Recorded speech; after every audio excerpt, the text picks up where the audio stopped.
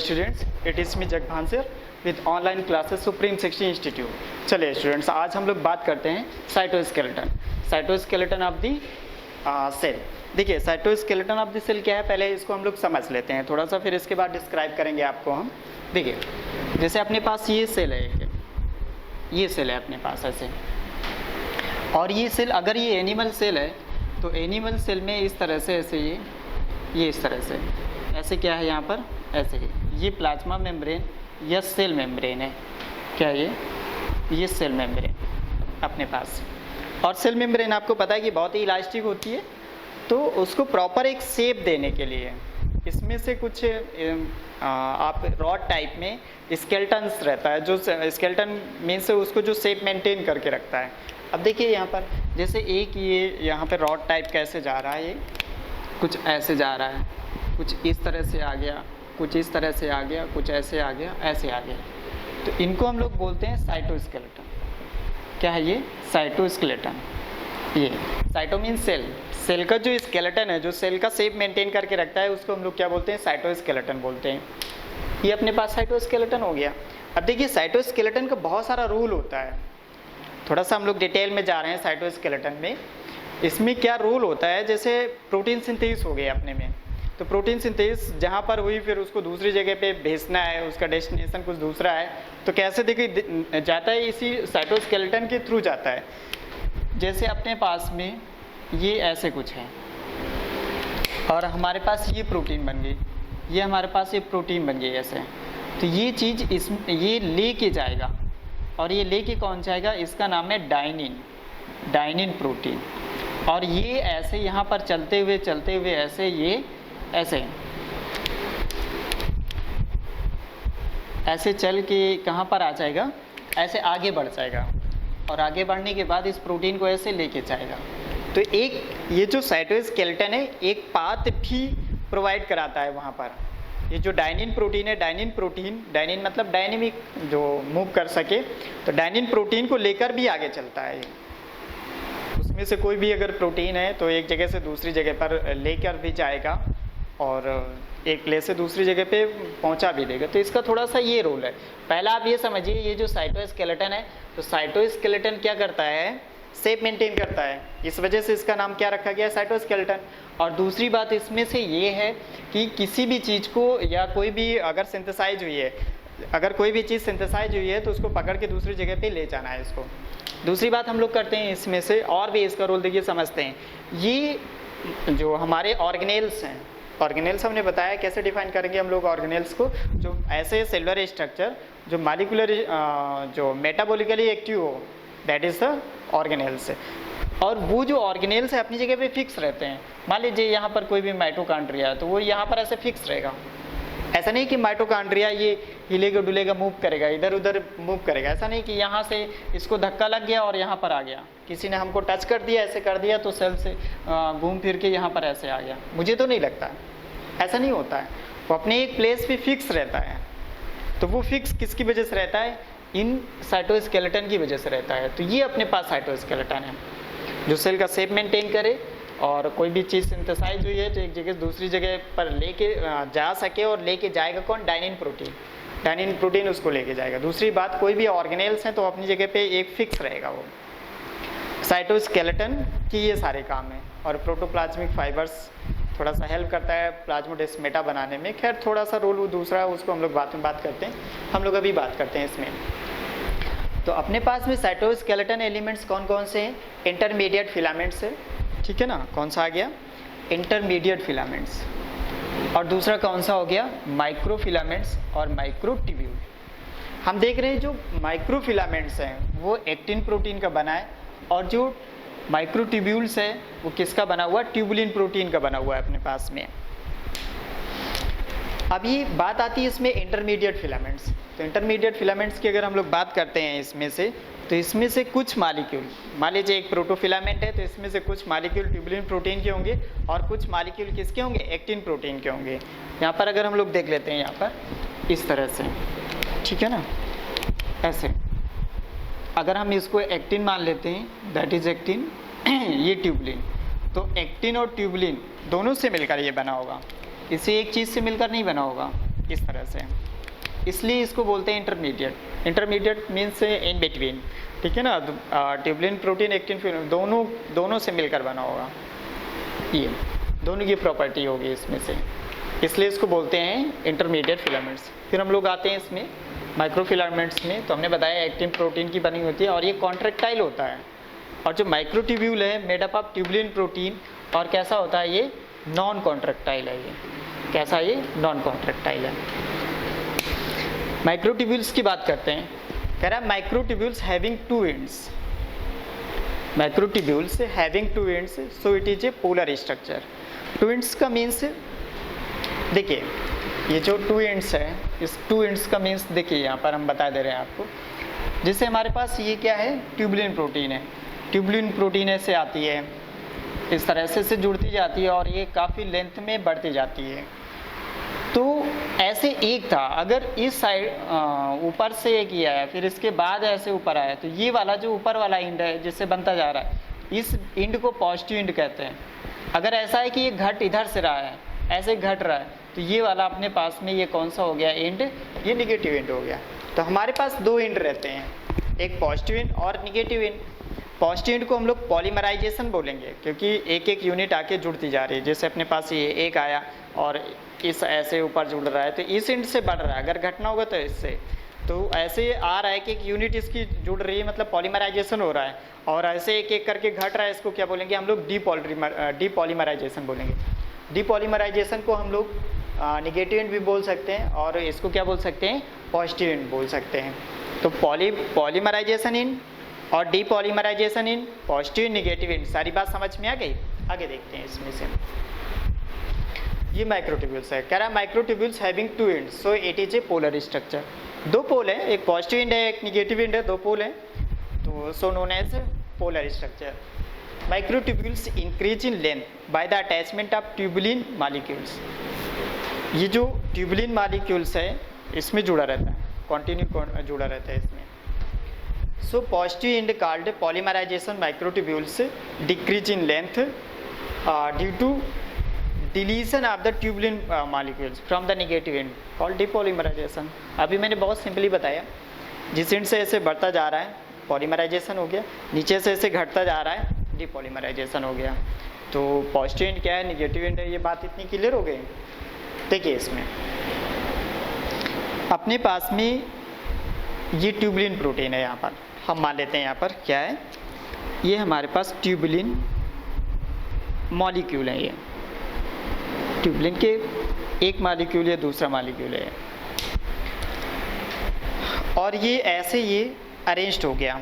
और अरेंज्ड कैसे हुआ, प्रोटोफिलामेंट के फॉर्म में। ये अपने पास क्या मिला, ये प्रोटोफिलामेंट है, प्रोटोफिलामेंट, ये प्रोटोफिलामेंट है। और इस तरह की प्रोटोफिलामेंट अगर स्पायरली अरेंज्ड हो जाए, जैसे ये है हमारे पास में, एक ये हो गया, दूसरा ये, ऐसे ये प्रोटोफिलामेंट है, ये इस तरह से ये आगे ऐसे बढ़ रहे हैं, इस तरह से बढ़ते जा रहे हैं, ऐसे बढ़ते जा रहे हैं। तो इसको हम लोग क्या बोलेंगे, 13 प्रोटोफिलामेंट्स हैं, और वो स्पायरली अरेंज्ड हो गए। तो हमारे पास में ये स्पेस खाली हो गया। तो एक ये तो हमको मिल गया कि हॉलो स्ट्रक्चर है, और ये सिलेंड्रिकल है, हमारे पास ये सिलेंड्रिकल है और ये हॉलो स्ट्रक्चर है, और ऐसे एक साइड से खुला हुआ है, कैसा है, ये ओपन है। हॉलो स्ट्रक्चर हो गया और ओपन स्ट्रक्चर हो गया और सिलेंड्रिकल है, ये हमारे पास में ये है। क्लियर हो गई बात ये। तो ये जो हमारा माइक्रोट्यूब्यूल है, जो ट्यूबुलिन प्रोटीन का बना होता है, ये एक अगर हम देखें इसका एक मॉलिक्यूल इसका, तो कुछ हमारा माइक्रोट्यूब्यूल्स ऐसे दिखता है, ओपन भी है और कैसा है, ये सिलेंड्रिकल है और हॉलो भी है। और इसमें से अगर हम देखते हैं कि पॉलीमराइजेशन, डीपॉलीमराइजेशन, मान लीजिए इस एंड से ऐसे, इसके ऊपर से अगर दूसरे मॉलिक्यूल ऐसे लगते जा रहे हैं, ऐसे ऐसे ही लगते जा रहे हैं इस तरह से, ठीक है ना, तो ये एंड हमारा कैसा हो जाएगा, पॉलीमराइजेशन एंड हो गया। दूसरा वाला एंड कैसा हो गया, डीपॉलीमराइजेशन एंड हो गया। इतना आपको दिमाग में रखना है। फिर हम लोग बात करते हैं इसमें से माइक्रोफिलामेंट की। चलिए इसकी भी बात कर लेते हैं हम। चलिए हम लोग बात करते हैं इसमें से माइक्रोट्यूबुलर डेरिवेटिव। अभी इसके पहले हम लोगों ने क्या पढ़ा है, माइक्रोट्यूब्यूल्स पढ़ा है। अब हम लोग माइक्रोट्यूब्यूल्स के डेरिवेटिव पढ़ लेते हैं कि माइक्रोट्यूब्यूल्स के डेरिवेटिव क्या है। तो अपने पास में जो माइक्रोट्यूब्यूल्स के डेरिवेटिव हैं वो कौन कौन सा है? पहला है सेंट्रियोल, दूसरा सीलिया और तीसरा कौन सा है? फ्लैसिला। ये अपने माइक्रोट्यूबुलर डेरिवेटिव जो माइक्रोट्यूब्यूल्स के बने होते हैं। तो इसमें हम लोग पहले बात कर लेते हैं सेंट्रियोल की। कह रहा found in the animal cell, found in the animal cell except nerve cell due to which division not occur in the nerve cell. ये जितनी भी एनिमल सेल हैं सारे एनिमल सेल में पाया जाता है ये, लेकिन एक एनिमल सेल में जैसे हम लोग बात करते हैं नर्व सेल, तो नर्व सेल में सेल डिवीजन नहीं होता है। क्यों नहीं होता है? बिकॉज सेंट्रियोल इज एब्सेंट, क्योंकि उसमें से सेंट्रियोल नहीं पाया जाता है, क्योंकि सेंट्रियोल ही स्पिंडल फाइबर्स बनाएगा और तभी वो डिवीजन होता है। अगर स्पिंडल फाइबर्स नहीं होते, डिवीजन हो भी जाएगा तो अनइक्वल डिवीजन होगा, और अनइक्वल डिवीजन होना यूकैरियोट्स में बहुत बड़ी बात है, वो ऐसा पॉसिबल नहीं है जल्दी से। इसलिए कि सारी एनिमल सेल में पाया जाएगा, लेकिन किस में नहीं पाया जाएगा? जो नर्व सेल है, नर्व सेल में नहीं पाया जाता है। ये क्लियर हो गई बात? कह रहा है not found in the plant cell, plant cell में तो पाया नहीं जाता है। अब प्लांट सेल में नहीं पाया जाता तो इसका क्या मीन्स हो गया कि उसमें सेल डिवीजन नहीं होता है? बिल्कुल होता है, लेकिन इसकी जगह पर उसमें से स्पिंडल पोल बॉडीज पाई जाती हैं। उसमें क्या रहता है? हैविंग उसमें क्या रहता है? हैविंग स्पिंडल पोल बॉडीज, SPB फाउंड। SPB मतलब स्पिंडल पोल बॉडीज, इसमें से ये पाया जाता है, SPB प्रेजेंट ये रहता है, और इसकी वजह से सेल डिवीजन होता है वहाँ पे।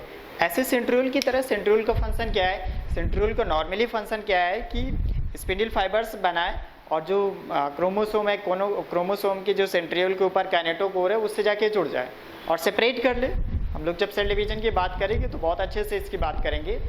अब हम लोग देखो बस ऐसे ही जैसे वहाँ सेंट्रियोल स्पिंडल फाइबर्स बनाता है, ऐसे स्पिंडल पोल बॉडीज बनती हैं जो काइनेटोकोर से ऐसे जुड़ के ऐसे उसको सेपरेट कर देता है। तो जो डुप्लीकेटेड क्रोमोसोम है वो दो पार्ट में अलग हो जाता है। जब वो अलग हो जाएगा तो इसी को सेल डिवीजन कहते हैं हम लोग। यही तो डिवीजन है। तो अपने प्लांट सेल में स्पिंडल पोल बॉडीज बन जाएगी। ये दिमाग में रखिए, जितने हायर प्लांट्स हैं, ठीक है ना, हायर प्लांट्स में स्पिंडल पोल बॉडीज से होता है, ना कि सेंट्रियोल से होता है। लेकिन अपना जो लोअर प्लांट्स है, लोअर प्लांट्स में सेंट्रियोल पाया जाता है। लोअर प्लांट्स में जैसे एल्गी हो गई और सम ब्रायोफाइट्स हैं, इनमें सम ब्रायोफाइट्स हैं उसमें पाया जाएगा, सारे में नहीं सब, क्योंकि फिर वो थोड़ा सा एडवांस हो जाएगा। जो आगे और आएंगे जो टेरोफाइट के नियर होंगे वो एडवांस हो जाएंगे। अगर वो एडवांस हो गए तो फिर उसमें स्पिंडल पोल बॉडीज होंगे। तो आप याद रखिए, एल्गी हो गया और सम ब्रायोफाइट्स हो गए, इनमें पाया जाएगा, और बाकी में स्पिंडल पोल बॉडीज पाई जाएगी। हम लोग नेक्स्ट पॉइंट में आते हैं। कह रहा है tube like structure found outside the nucleus, so also known as extra nuclear nucleus. कैसा है? ट्यूब लाइक है। आप खुद ही ट्यूबुलिन प्रोटीन का बना है तो वो सिलेंड्रिकल होगा, ट्यूब्यूल्स टाइप का होगा, ये सारा सब कुछ होगा, ठीक है ना। आइए देखते हैं इसमें से कि ये कैसे, इसका नाम हम लोगों ने क्यों रखा है इस तरह से। तो देखिए, जैसे अपने पास एक सेल है कोई, हमारे पास ये सेल है ये, और ये न्यूक्लियस है, और न्यूक्लियस के ऊपर ऐसे पाया जा रहा है ये न्यूक्लियस है ऐसे। तो न्यूक्लियस के पास में पाया जा रहा है, तो इसका नाम हम लोग क्या नाम रख देंगे? जेक्स्ट्रा न्यूक्लियर स्ट्रक्चर, जेक्स्ट्रा न्यूक्लियर स्ट्रक्चर। जहाँ जहाँ पर आपको जेक्स्ट्रा वर्ड मिल जाए उसका मतलब होता है टू नियर, ठीक है ना, किसी के पास में, जिसका नाम ले लिया, चाहे न्यूक्लियस के पास में है तो न्यूक्लियस के पास में होगा। जैसे हम लोग एक जेक्स्ट्रा ग्लोमेरुलर अपरेटस है, हम लोग बात करेंगे जब हम लोग फिजियोलॉजी पढ़ेंगे तो किडनी में आएगा, एक्सक्रीशन में आएगा।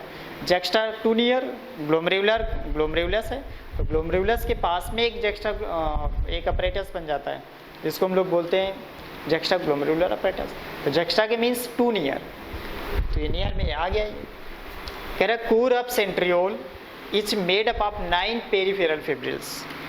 जो सेंट्रियोल की जो कोर है वो 9 पेरिफेरल फिब्रिल्स की बनी होती है, और उसकी जो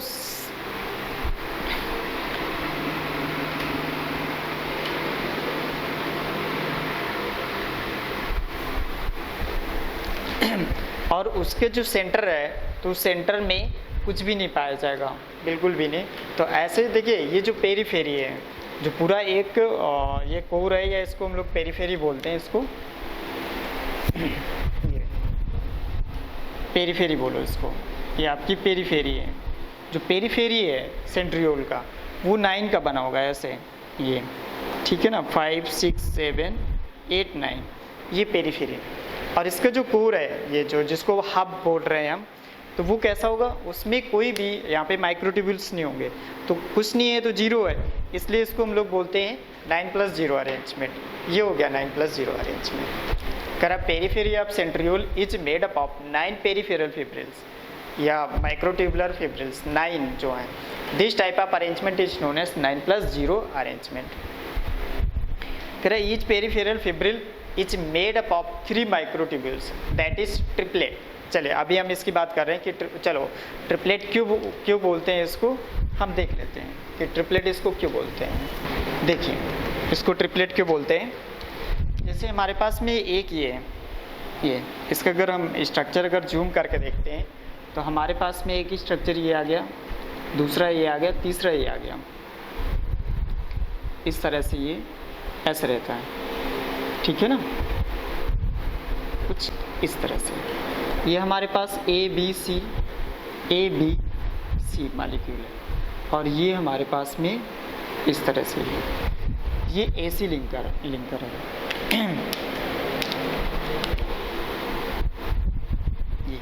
ये हमारे पास, तो ये तो रेडियल स्पोक हो गया, ये हमारे क्या है, रेडियल स्पोक। ये चीज़ हो गया, ये हो गया। लेकिन किसी एक की अगर हम बात करते हैं, इसकी बात करते हैं, ये तो ये हमको एक जो छोटा सा इतना दिखाई दे रहा है वो इतना बड़ा दिखाई देगा आपको, ये ऐसे ही जो आपको उतना छोटा सा दिखाई दे रहा था वो आपको इतना बड़ा दिखाई देगा, इस तरह से ये दिखाई देगा आपको। इसको क्या बोलेंगे, ABC ऐसे। तो ये 3 है एक्चुअल, जो एक आपको दिख रहा है उसमें ट्रिपलेट है ABC, और ये ऐसे जुड़े होते हैं। जो हम इसको ऐसे देख रहे हैं लिंकर, एक्चुअल में यहाँ से अगर हम लोग देखेंगे तो आपको समझ में आ जाएगा ये क्या है, ये AC लिंकर है। ये क्या है, ये AC लिंकर, ये बोलते हैं AC लिंकर। तो ये जो हमारे पास एक वर्ड आया था ट्रिपलेट वर्ड, ये तो ट्रिपलेट वर्ड का मीन्स क्या होता है आप समझ में आ गया। ट्रिपलेट वर्ड का ये मीन्स होता है। अब हम आगे बात करते हैं, कह रहा है इसका फंक्शन की बात करते हैं। फंक्शन में क्या है, फॉर्मेशन ऑफ स्पिंडल फाइबर। चलिए ये सब हम रब कर दे रहे हैं ऊपर का। Formation of spindle fibre during the cell division, इसका फंक्शन क्या है, जब सेल डिवीजन होना होगा तो उस टाइम पे स्पिंडल फाइबर्स बनाएगा, बहुत सारे स्पिंडल फाइबर्स बनाएगा, और ये स्पिंडल फाइबर्स जब बनाएगा तो वही काइनेटोकोर से जुड़ के फिर वो सेपरेट करेगा, ये हो गया। और इसका स्ट्रक्चर देखते हैं तो कुछ ऐसे होता है। ये हमारे पास में रेडियल स्पोक है, ये हब है यहाँ पर, और यहाँ पर ये पेरीफेरल में ये माइक्रोट्यूबुलर फिब्रिल्स होते हैं। यहाँ पर ये लिंकर हो गया, ये रेडियल स्पोक हो गया, और ये सेंट्रल हब हो गया ये। लेकिन अगर हम लोग सेंट्रियोल पूरा अगर देखते हैं, ओवरऑल देखते हैं सेंट्रियोल, तो सेंट्रियोल देखिए हमें कुछ कैसे दिखाई देता है, एक दूसरे के परपेंडिकुलर ऐसे दिखाई देता है। 2 सेंट्रियोल रहते हैं ऐसे, और वो जस्ट एक दूसरे के परपेंडिकुलर रहते हैं। अगर हम इनके बीच एंगल भी देखते हैं इस तरह से ऐसे ये, तो हमको कितना मिलता है, 90 डिग्री के आसपास मिल जाता है। ये 90 डिग्री का एंगल मिल गया। और यहाँ पर इस तरह से इसके बाहर ऐसे सब्सटेंस रहता है, यहाँ पर ऐसे जो एमॉर्फस सब्सटेंस है। यहाँ पर एमॉर्फस सब्सटेंस है। तो देखिए यहाँ पर ये हमारे पास में 2 सेंट्रियोल हो गए, एक ये 2 सेंट्रियोल, और ये जो सेंट्रियोल हैं कैसे हैं, ये परपेंडिकुलर है। ये कैसे हैं, ये परपेंडिकुलर है एक दूसरे के 90 डिग्री पर है। और यहाँ पर ये जो सब्सटेंस भरा पड़ा हुआ है इसको हम लोग बोलते हैं पेरीसेंट्रियोलर सब्सटेंस। सेंट्रियोल के चारों तरफ है तो इसको हम लोग बोलेंगे पेरीसेंट्रियोलर सब्सटेंस, इसको ये बोलेंगे, ठीक है ना। तो ये जो हमारे पास में सेंट्रियोल है ये और पेरीसेंट्रियोलर सब्सटेंस है, इन दोनों को मिलाकर हम लोग क्या बोलेंगे, क्या बोलते हैं हम लोग दोनों को मिला के सेंट्रोसोम, ठीक है ना। सेंट्रोसोम देखिए सोम वर्ड आ जाता है तो सोम का मीन्स होता है बॉडी, तो एक बॉडी हो गई बीच में, इसके चारों तरफ सब्सटेंस हो गया, एमार्फस सब्सटेंस हो गया, इसलिए उसको सेंट्रोसोम बोलते हैं। तो हमारे पास में ये क्या कहलाएगा, ये सेंट्रोसोम, इतना पूरा स्ट्रक्चर, ये पूरा का पूरा ओवरऑल स्ट्रक्चर हमारा क्या है, ये सेंट्रोसोम है। ये स्ट्रक्चर की बात करते हैं तो, और सेंट्रियोल हमारा इतना है, ये वाला सेंट्रियोल है इतना, और इसके ऊपर इसके चारों तरफ जो ग्राउंड सब्सटेंस है, एमार्फस सब्सटेंस है, उसको सेंट्रोस्फीयर बोलेंगे। तो पूरा सेंट्रोस्फीयर प्लस सेंट्रियोल दोनों को मिला के हम लोग क्या बोलेंगे, सेंट्रोसोम बोलेंगे। इतना आपको याद रखना है इसमें से। चलिए स्टूडेंट्स, हम लोग इसमें देखते हैं सीलिया एंड फ्लैजेला। सीलिया एंड फ्लैजेला कह रहा है दीज आर हेयर लाइक, ये कैसे है, हेयर लाइक है ये hair like extension from the cell membrane. जो सेल मेम्ब्रेन है, सेल मेम्ब्रेन से जो एक्सटेंशन है, सेल मेम्ब्रेन से एक्सटेंशन हेयर लाइक स्ट्रक्चर है, उनको बोलते हैं हम लोग सीलिया या फ्लैजेला, और ये मोटिलिटी प्रोवाइड करते हैं। कह रहा core of cilia and flagella, cilia हो गया और ये फ्लैजेला हो गया, are made up of 9 peripheral fibril and 2 central fibril. 2 आप ऐसे देखिए, ऐसे आपको ज़्यादा समझ में आ रहा होगा लेकिन वो ज़्यादा अच्छा था, 2 सेंट्रल फिब्रिल्स। तो ऐसे अरेंजमेंट को हम लोग क्या बोलेंगे, 9+2 अरेंजमेंट बोलते हैं। ये ज़रूर याद रखिए कि जो सीलिया और फ्लैजेला है, हम लोग जो सेंट्रियोल में देखा था तो सेंट्रियोल में कैसा था, 9+0 अरेंजमेंट था, और इसमें कैसा है 9+2 अरेंजमेंट है। दिमाग में रखिए ये। कह रहा है इस पेरीफेरल फिब्रिल इस डपलेट या डुप्लेट 2 का बना होता है। हम लोगों ने सीलिया में देखा, उसमें सेंट्रियोल में देखा था कैसा था, ट्रिपलेट था, ABC करके मैंने बताया था। इसमें केवल कैसा है, डुप्लेट है। That is made up of 2 microtubules, और एक किससे मिलकर बना होता है, 2 माइक्रोट्यूब्यूल से मिलकर बना होता है। करा इस central fibril is singlet, that is made up of 1 microtubules. किसका बना होगा, 1 माइक्रोट्यूब्यूल्स का बना होगा। Dynein arms found in the motile cilia. देखिए डाइनिन मीन्स डायनेमिक, जो सीलिया अगर मूव करेगा, ऐसे से मूव करेगा तो कोई ना कोई जो मूवमेंट कर सकती है, कोई ना कोई प्रोटीन, तो वही प्रोटीन ऐसे ऐसे मूव करेगी, वही होगी ऐसी प्रोटीन जो मूव कर सकती है, वही तो प्रेजेंट होगी ना। और वो प्रोटीन को हम लोग क्या बोलते हैं, डाइनिन प्रोटीन कहते हैं। हमारे पास में ये डाइनिन प्रोटीन है, ये डाइनिन प्रोटीन है। कह रहा है flagella are always motile and cilia are of 2 types. Flagella तो आप दिमाग में रखिए कि फ्लैजेला तो हमेशा मोटाइल रहना ही रहना है, लेकिन जो सीलिया है, सीलिया 2 तरह का हो सकता है, एक मोटाइल भी हो सकता है, एक नॉन मोटाइल हो सकता है। जो मोटाइल है उसको हम लोग क्या बोलेंगे, काइनोसीलिया, काइनेटिक, ठीक है ना। और जो स्टेशनरी है मीन्स नॉन मोटाइल है, उसको स्टीरियोसीलिया बोलेंगे हम लोग। क्या बोलेंगे, स्टीरियोसीलिया। देखिए कह रहा flagella are always motile but cilia are of 2 types. एक है मोटाइल सीलिया और दूसरा हो गया नॉन मोटाइल सीलिया। और जो मोटाइल सीलिया है उसको हम लोग क्या बोलेंगे, काइनोसीलिया, और जो नॉन मोटाइल सीलिया है उसको क्या बोलेंगे, stereocilia. Non motile stereocilia found in the sensory cells of nasal membrane. जो नेजल मेम्ब्रेन है, नेजल मेम्ब्रेन जो नोज की है, वो जो सेंसरी सेल है उसमें पाई जाती हैं। एंड इंटरनल ईयर, अब इतना ध्यान रखना है, नेजल मेम्ब्रेन और इंटरनल मेम्ब्रेन इंटरनल ईयर में पाया जाता है। अगर हम लोग यही बात करते हैं, ये देखिए दूसरी बात थी, अगर हम लोग बात उसके यूकारियोटिक की बात थी, अगर हम लोग बात करते हैं प्रोकारियोटिक की, तो प्रोकारियोटिक में देखिए उसका जो फ्लैजेला होता है, प्रोकारियोटिक फ्लैजेला है यहाँ पर, ये इन प्रोकारियोटिक फ्लैजेला कह रहा है मेड अप ऑफ फ्लैजलिन प्रोटीन। किसका बना होता है ये फ्लैजलिन प्रोटीन का बना होता है, which is also non contractile, जो कि कैसा है, नॉन कॉन्ट्रैक्टाइल है। कह रहा है no peripheral fibril and no central fibril made up of single fibril. उसमें कोई फिब्रिल पेरिफेरल नहीं होता है, कोई भी सेंट्रल फिब्रिल नहीं होता है, सिंपल सा ऐसे रहता है, रॉड टाइप में ऐसे रहेगा। उसमें ये मीन्स नहीं है कि ऐसे कुछ पेरिफेरल रहे ऐसे और फिर यहाँ पर सेंटर में रहे, नहीं, ऐसा बिल्कुल भी नहीं है। बात समझ में आ गए? तो ये जो हमारा इसकी बात कर रहे हैं हम लोग, यूकार्योटिक मीन्स बैक्टीरिया जिसमें आते हैं, मोनरा जिसमें रहते हैं, उसमें अगर कोई भी फ्लैशला सिलिया कुछ भी है तो उसमें 1+0 का अरेंजमेंट रहेगा, उसमें सिंगल रहेगा, उसमें पेरिफेरल और सेंट्रल ही कोई चक्कर ही नहीं है उसमें से। क्लियर होगी बात? तो हम लोग इसमें एक स्ट्रक्चर देख लेते हैं, इसमें जो सिलिया और फ्लैशला का स्ट्रक्चर है 9+2 अरेंजमेंट कैसे रहते हैं वो देखते हैं इसमें से। देखिए इसमें से 9+2 अरेंजमेंट हम लोग देख लेते हैं इसमें से कैसे रहता है।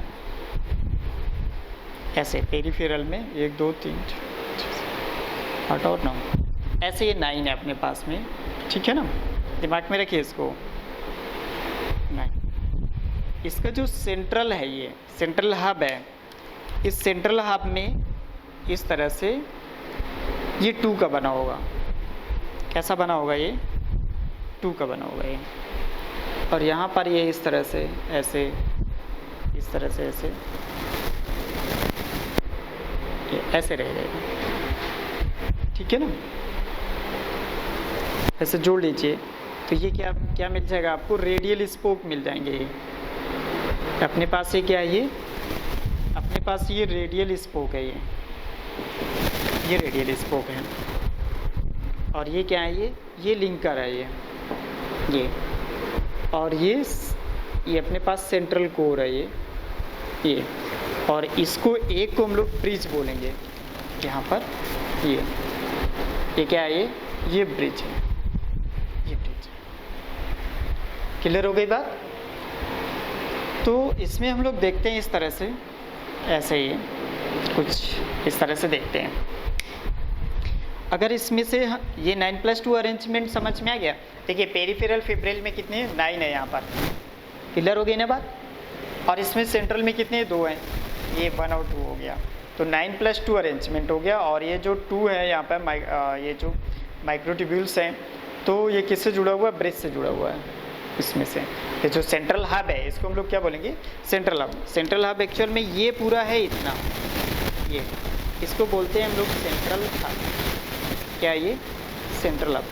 और सेंट्रल हब में से क्या है? ये ब्रिजेस हैं, ठीक है ना, ये ब्रिजेस हैं यहाँ पर। क्लियर हो गई बात? तो 1 2 3 4 5 6 8 9 ये हो गया। और ये अब इसमें हम लोग अगर इसकी बात करते हैं, इसको हम बड़ा करके देखते हैं, तो कुछ हमें ऐसे मिलेगा, ऐसे मिलेगा ए बी, ऐसे ही है ए बी, और ये इस तरह से होगा, ठीक है ना।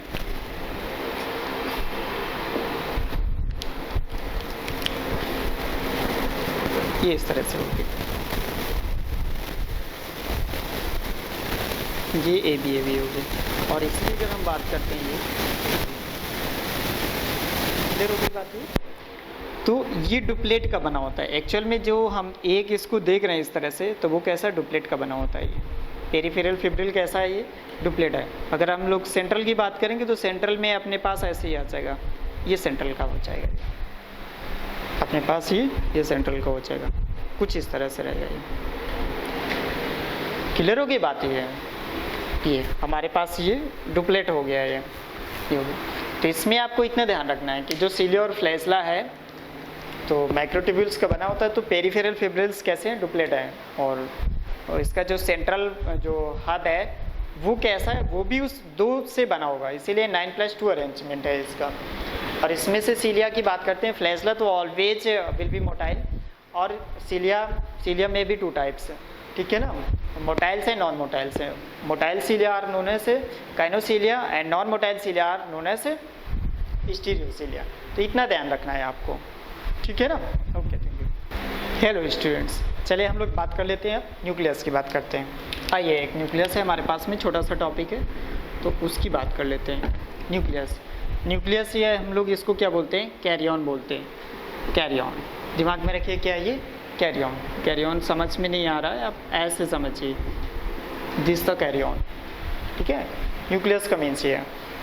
कैरियन मीन्स आप अगर इसकी स्टडी की बात करेंगे, न्यूक्लियस की स्टडी के मीन्स कैरियोलॉजी वर्ड यूज करेंगे। अगर हम लोग स्टडी इसकी करते हैं तो study known as cardiology, that is the cardiology है। क्लियर हो गई बात। अब देखिए इसके न्यूक्लियस की बात करते हैं हम लोग। तो न्यूक्लियस पहले तो हम लोग समझ लेते हैं न्यूक्लियस कैसा है, डबल मेम्ब्रेनस स्ट्रक्चर है। ये कैसा है, ये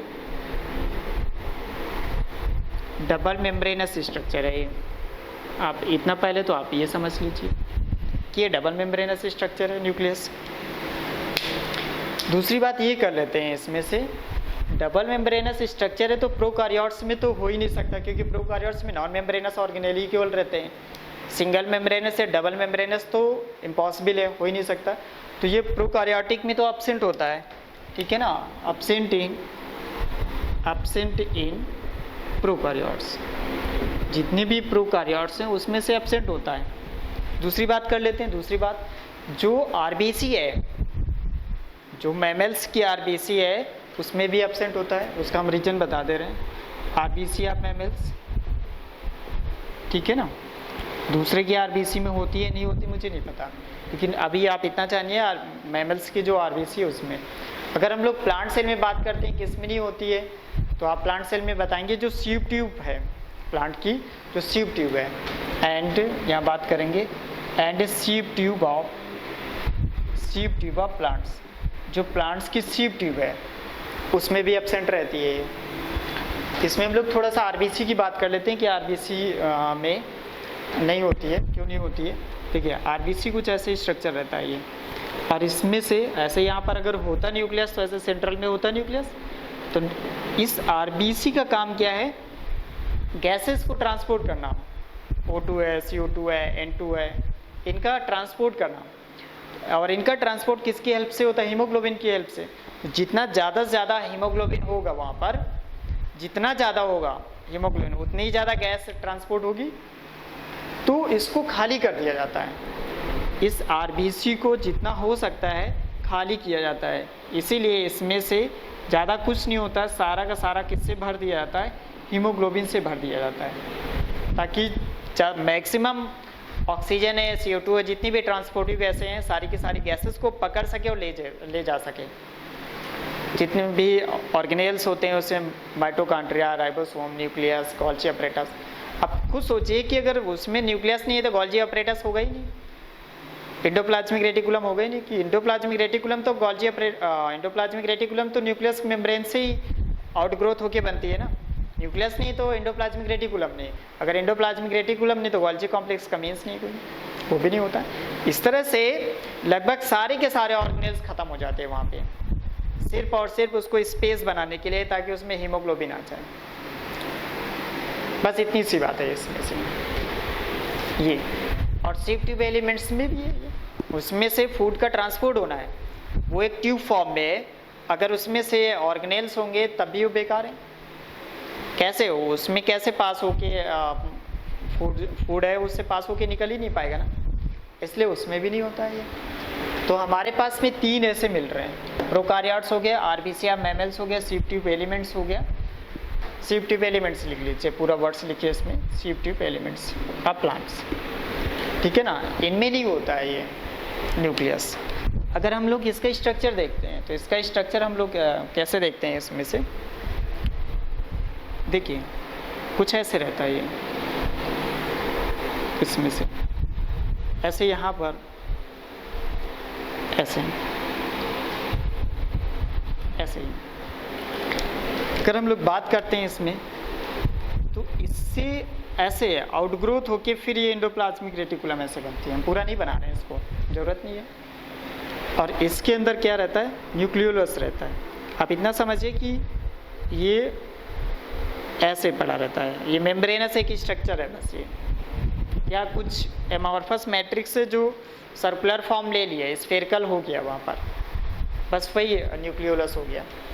और यहाँ पर ऐसे क्रोमेटिन थ्रेड की फॉर्म में ये क्रोमोसोम अपना पड़ा रहता है। अभी क्वाइल्ड नहीं, हाईली क्वाइल्ड नहीं है, इसलिए क्रोमेटिन थ्रेड कहेंगे इसको। और ये न्यूक्लियर मैट्रिक्स हो गया, ये क्या है, ये न्यूक्लियर मैट्रिक्स है, इसी को हम लोग क्या बोलते हैं, न्यूक्लियोप्लाज्म बोलते हैं। और ये क्या है, ये क्रोमेटिन थ्रेड हो गया, क्रोमेटिन थ्रेड हो गया, ये हो गया। और ये अपने पास क्या हो गया, ये न्यूक्लियोलस हो गया, ये न्यूक्लियोलस हो गया। अगर हम लोग देखते हैं यहाँ पर तो ये क्या है, ये न्यूक्लियर पोर हो गए, यहाँ पर ये न्यूक्लियर पोर हो गए। और यहाँ पर ये इस तरह से ये हमारी आउटर मेम्ब्रेन है ये, और ये कौन सी मेम्ब्रेन है, ये इनर मेम्ब्रेन है, ये इनर मेम्ब्रेन है, आउटर मेम्ब्रेन और इनर मेम्ब्रेन, ये डबल मेम्ब्रेनस स्ट्रक्चर हो गया। ये क्रोमेटिन थ्रेड हो गया, यहाँ पर ये न्यूक्लियोलस हो गया और ये न्यूक्लियोप्लाज्म हो गया। इतनी बात क्लियर होगी ये। अब देखिए, जैसे हम लोग एंडोप्लाज्मिक रेटिकुलम में देखते हैं, यहाँ पर राइबोसोम है, यहाँ पर ऐसे, और ये जो राइबोसोम है, राइबोसोम राइबोफोरिन प्रोटीन से इसे जुड़ा रहता है, सेम टू सेम। ये जो न्यूक्लियर मेम्ब्रेन है अपनी, तो इसी न्यूक्लियर मेम्ब्रेन से भी राइबोसोम जुड़े रहते हैं, सेम वैसे ही, दिमाग में रखिएगा ये ऐसे ही। और यहाँ पर जो डॉकिंग प्रोटीन है या जोड़ने वाली जो प्रोटीन है, उस प्रोटीन को हम लोग क्या बोलेंगे, राइबोफोरिन फर्स्ट। इसको हम एक बार और डिस्कस कर चुके हैं, लेकिन फिर से बता दे रहे हैं यहाँ पर इस तरह से। ये हमारे पास जो प्रोटीन है, डॉकिंग प्रोटीन, इसको हम लोग क्या बोलेंगे, राइबोफोरिन फर्स्ट बोलेंगे, अपने पास भी है। तो देखिए, इसमें से जो अपना न्यूक्लियस है, इसमें भी राइबोसोम अटैच्ड है। अभी हम लोग सिंपली ये जानते थे कि जो हमारे पास एंडोप्लाज्मिक रेटिकुलम है कि उसके सरफेस से अटैच्ड है, और इसमें हम लोग ये भी जानते हैं कि जो पार्ट अटैच्ड होता है वो प्रॉक्सिमल एंड होता है, और जो थोड़ा सा दूर रहता है उसको डिस्टल एंड कहते हैं। तो अटैचमेंट के हिसाब से हम लोग देख लेते हैं, तो ये प्रॉक्सिमल एंड हो गया और ये डिस्टल एंड हो गया। इतना दिमाग में रखें। तो हमने इतने स्ट्रक्चर देख लिए इसमें से, और ये कोई एक राइबोसोम नहीं होगा, इस तरह से पूरे सरफेस में राइबोसोम चिपके रहेंगे। और ये स्फेरिकल स्ट्रक्चर, एक बॉल की तरह, ये चारों तरफ उसमें से रहेगा। क्लियर हो गई बात। अगर हम लोग और इसमें डिटेल देखते हैं, तो जैसे हमारे पास में, जैसे मान लीजिए ये आउटर मेम्ब्रेन हो गई और ये इनर मेम्ब्रेन हो गई, कुछ ऐसे रखी हुई है। आउटर मेम्ब्रेन और इनर मेम्ब्रेन कुछ ऐसे रखी हुई है। ये जो हम लोग पोर्स देखते हैं, ये स्ट्रक्चर जो देखते हैं, ये ऐसे पोर्स ऐसे दिख रहे हैं, इसको हम लोग न्यूक्लियर पोर कहते हैं अपने पास। ये न्यूक्लियर पोर है और इसका बड़ा रोल है, आप ध्यान रखिए इसमें। न्यूक्लियर पोर, इसका रोल क्या है बेटा, अगर इसके अंदर कुछ भी कोई प्रोटीन बन रही है या कोई अदर चीज़ बन रही है, या बाहर से कोई चीज़ अंदर जानी है इसमें से, तो जाएगा कहाँ से, जाएगा तो इसी पोर से ही ना। तो ये न्यूक्लियर पोर्स है। अब इसका डबल मेम्ब्रेनस होना कितना बड़ा, कितनी बड़ी इसमें इंपॉर्टेंस है, समझिए इस बात को। क्योंकि अगर कोई भी चीज़ बाहर से अंदर जा रही है, और अंदर क्या है, इसमें से मेन चीज़ अपना डीएनए जो क्रोमेटिन थ्रेड के फॉर्म में पड़ा हुआ है, अगर डबल कोटेड नहीं होगी तो कोई भी चीज़ वहाँ पर जा सकती है जो अपने डीएनए को या जीन को चेंज कर सकता है, उसमें एक म्यूटेशन कॉज कर सकता है। इसलिए इसमें से डबल मेम्ब्रेनस है, डबल कोटिंग है ये, ताकि अगर बाहर से एंट्री कर भी जाए तो अंदर जाके फंस जाए वो, इसलिए इसमें से ऐसा रहता है ये। तो हमने देखा यहाँ पर कि हमारा डबल मेम्ब्रेनस एक स्फेरिकल स्ट्रक्चर है, और उसके अंदर न्यूक्लियर मैट्रिक्स भरा है, जिसको हम लोग न्यूक्लियोप्लाज्म कहते हैं। क्रोमेटिन थ्रेड पड़ा होता है, और ये न्यूक्लियोलस होता है उसमें से। और हमने ये भी देखा यहाँ से, इस स्ट्रक्चर से देखा कि जिस तरह से इस एंडोप्लाज्मिक रेटिकुलम में राइबोसोम अटैच्ड होता है, राइबोफोरिन सेकेंड, ये कौन सी है, ये राइबोफोरिन सेकेंड है, ये राइबोफोरिन सेकेंड है ये अपनी, और ये राइबोफोरिन फर्स्ट से अटैच रहता है। यहाँ पर हम देख रहे हैं कि ये जो एंडोप्लाज्मिक रेटिकुलम बनती है, कुछ कहीं और से नहीं बनती है।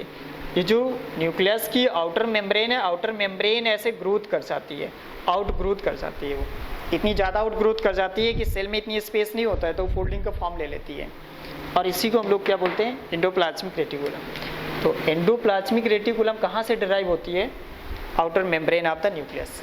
इतना रखना है दिमाग में आपको। तो ये अपना न्यूक्लियस हो गया। अच्छा, इसको हम लोग न्यूक्लियस को किस में रखते हैं, ऑर्गेनेल्स में, बड़ी बात मान लेते हैं ऑर्गेनेल्स में, वैसे इसको बिल्कुल अलग से रखा गया, न्यूक्लियस मीन्स न्यूक्लियस, लेकिन फिर भी ऑर्गेनेल्स में चलिए मान लेते हैं इसको।